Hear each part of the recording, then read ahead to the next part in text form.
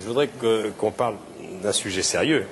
On ne ferait pas notre métier en interrogeant Parangé Hanin sur l'affaire de cette quinzaine. C'est le prochain livre de Jean d'Ormesson, qui dit en 2 mots, à propos de François Mitterrand, qu'il a tenu des propos qu'on pourrait, c'est lui qui parle, qualifier d'antisémite à propos du lobby juif. Ça vous a pas échappé, ça, Roger?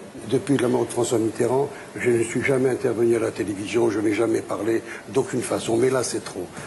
D'abord, je vais vous dire en quelques mots, comment on peut traiter François Mitterrand d'antisémite? Des faits. On sort toujours Georges Dayan comme ça, comme la caution de son prosémitisme, etc. Il faut arrêter, il n'y a pas que Georges Dayan. Sous l'occupation, il y a eu tous les gens avec qui il a travaillé pendant la Résistance.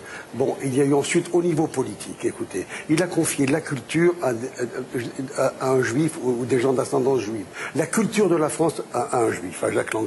La justice de la France à un homme juif qui est Badinter. Il a confié, comment dirais-je, la conduite du pays à un juif. Et c'est cet homme-là qui est antisémite, mais jamais dans l'histoire de la République, ni dans l'histoire de France, il y a eu 5 ministres juifs. Pourquoi D'Ormesson? Je vais vous répondre. D'Ormesson dit ça, il n'a pas de preuve, on le croit, très bien. Moi, je vais user, comment dire, du même procédé. Je peux vous dire que François Mitterrand, chaque fois qu'on évoquait D'Ormesson, il me disait c'est un ridicule.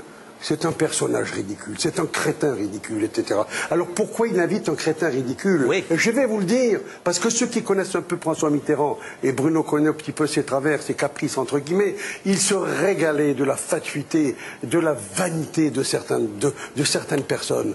Et il aimait les gonfler d'importance. Je vais vous dire, le dîner de con chez lui, c'était pas son sport favori, mais ça lui gâtait pas l'appétit.